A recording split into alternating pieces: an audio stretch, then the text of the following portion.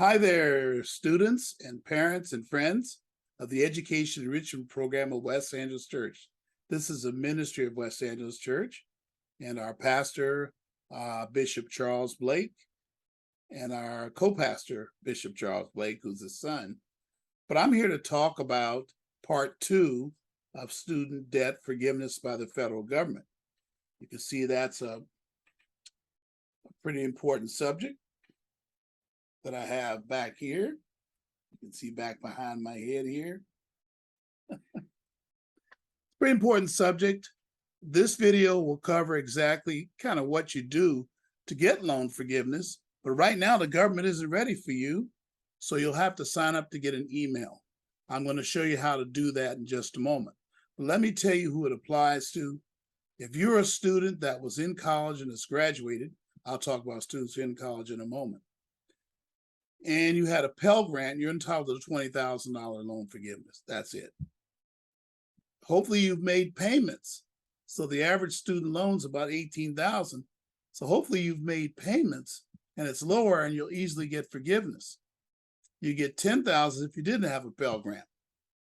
But for those of you who didn't make any payments, and I told you this 3 years ago, I've been doing videos on this for a while.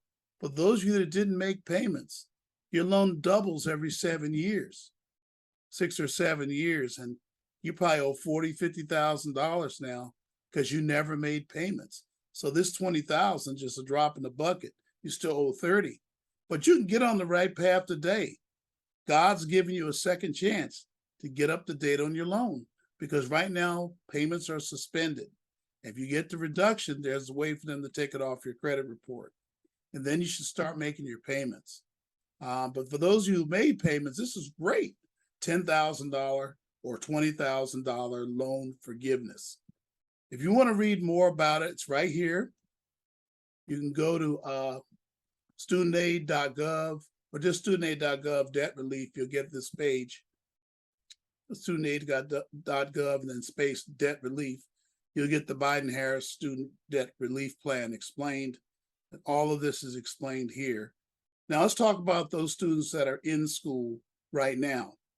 Well, all your loans up to now can be forgiven $10,000 or $20,000, which is good because if you've been in school 2 years, you have about $13,000 in loans. Let me see, 65 plus 60 plus 55, you have $12,000 in loans. You could get that all forgiven. And no, you can't hold the well, let's see. No, you can't hold the $8,000 to do next year because after June 2022, which we're after now, the loans for this year don't count, students. The loans you've been awarded for this year and then future years do not count. And that goes for master's degree too. If you have a year or two into your master's, you can get loan forgiveness for that year or two. This is why a lot of people think the schools might go ahead and raise their prices, particularly private schools, to catch some of that extra 10 or 20,000, which they know you have now because you don't have to pay back that loan. This is the part of it I don't like, but that's the next part, part 3. I do want to talk about problems that are created by this. But right now, let's just celebrate, get it done. Now up here at that website, if you click here, right in the first paragraph, what it means to you, you can get an email, have an email sent to you right here. Click where it says loan borrower updates. You put your email address in here. I already did this, so I'll be reminding you when the time comes, I suppose.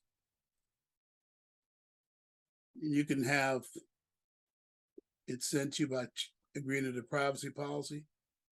And I'm subscribed now to get an email when the government provides a link to get loan forgiveness. I personally can't do it, but you can. All right. Okay, students, I hope that helps. I think I covered the basics of it that you need. There's one more thing I got to tell you. You need to consolidate your loans first while you're waiting. After you do what I showed you, you need to do debt consolidation. I've done videos on this. I'll go ahead in here and show you how to do that. If you go over here to studentloans.gov, studentloans.gov, you can go right here. You can log in right here. I assume you have all those logins for your FAFSA. You go to manage loans, over here to complete your exit counseling first, and then consolidate your loans. It should take you about an hour to do it, but you need to do this because what consolidation does, students, if you didn't know, you have 4 or 5 loans. It makes them all one loan and goes to a lower interest rate, and then it forgives previous interest buildup. So you get a smaller loan, and then you can get your 10, 20,000 off it. If you just apply the debt reduction, it just goes across the board to the 5 loans. It's split up. It might be okay for you, but not as good as it could have been if you have consolidated, okay? I've been telling you to consolidate your loans too. I probably should talk about the loans. Then you might say, well, my payments are suspended anyway. Well, when it gets to December 31st, the loan payment pause is over. So you've got some time to consolidate your loans and be ready to make payments. The problem is going to be if you get forgiveness, you're still going to have a balance, but you can't make any payments till the pause is over. Student loan pause is through 12/31. Okay, don't make any more payments if you think you have enough for forgiveness. If you're making interest principal only payments, most of you probably aren't, so it's okay. But those payments resume on the 31st. All right. Thank you much. I hope that helps.